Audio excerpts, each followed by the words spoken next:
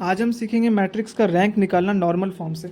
Normal form में हम क्या करते हैं, जो भी मैट्रिक्स हम लोग को दिया हुआ है उसको इस चारों में से किसी फॉर्म में कन्वर्ट करने का कोशिश करते हैं, और इसमें जो आइडेंटिटी मैट्रिक्स आएगा उसका जो ऑर्डर होगा उसी को हम लोग रैंक बोलेंगे।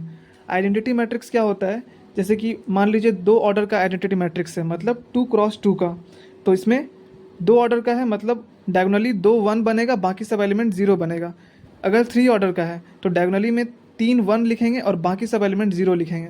अब एक क्वेश्चन से समझने की कोशिश करते हैं कि इस फॉर्म में हम कैसे लाएंगे। मान लीजिए क्वेश्चन है 1 2 3 1 4 2 और 2 6 5।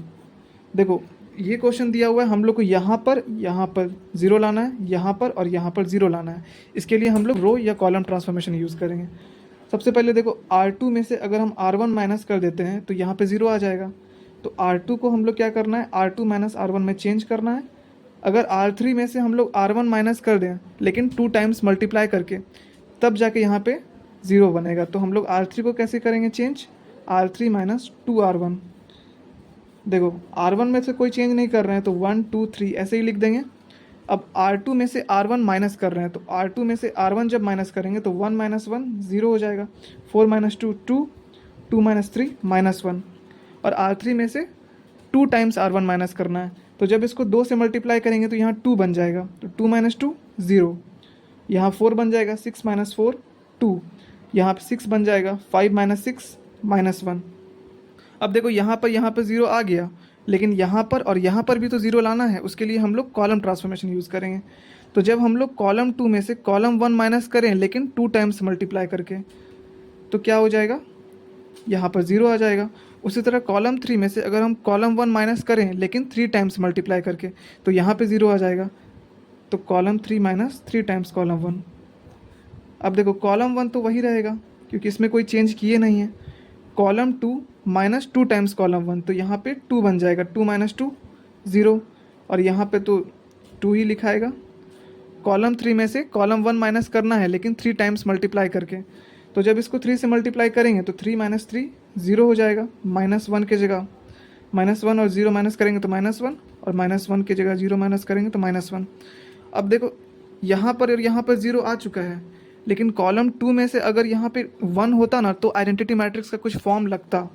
तो हम क्या करेंगे, कॉलम 2 को चेंज करेंगे कॉलम 2 बाय 2 से। और यहाँ पे भी माइनस 1 तो हमको नहीं चाहिए, 1 चाहिए होता है। तो हम क्या करेंगे, कॉलम 3 को चेंज करेंगे माइनस कॉलम 3 से। अब क्या होगा, कॉलम 1 सेम रहेगा लेकिन कॉलम 2 से 2 डिवाइड करना है, तो 0 बाई 2 0 ही होगा, 2 बाई 2 1, 2 बाई 2 1। और कॉलम 3 से चेंज करना है माइनस कॉलम 3 में, तो 0 में से कोई साइन का डिफर नहीं आएगा, लेकिन माइनस 1 चेंज हो जाएगा 1 में, यहाँ पे भी माइनस 1 चेंज हो जाएगा 1 में।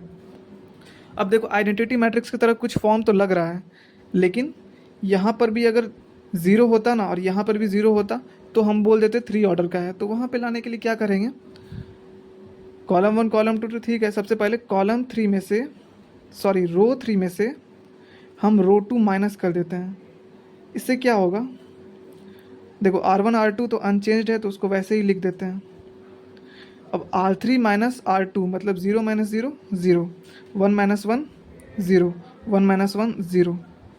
अब देखो यहाँ पे 0 आ गया, यहाँ पे 0 आ गया, यहाँ पर भी 0 आ गया, लेकिन यहाँ पर भी अगर 0 आ जाए तभी हम लोग का कम से कम ये तो टू ऑर्डर का आइडेंटिटी मैट्रिक्स बनेगा। तो हम लोग क्या करेंगे, कॉलम 3 में से अब कॉलम 3 को चेंज करते हैं कॉलम 3 माइनस कॉलम 2। इससे क्या होगा, कॉलम 1 और कॉलम 2 अनचेंज्ड रहेगा, लेकिन कॉलम 3 में से कॉलम 2 जब माइनस करेंगे 0 माइनस 0 0, 1 माइनस 1 0, 0 माइनस 0 0।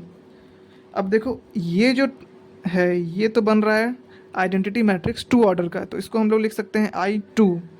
इसके जगह लिख सकते हैं नल मैट्रिक्स, इसके जगह भी लिख सकते हैं नल मैट्रिक्स, और यहाँ पे 0 जो बच गया सिंगल उसको 0 लिख देते हैं। अब देखो इस फॉर्म में बन रहा है IR 0 0 0 या नल मैट्रिक्स। तो यहाँ पे I2 है, मतलब रैंक क्या हो गया, गिवन मैट्रिक्स का रैंक हो गया 2। Thank you.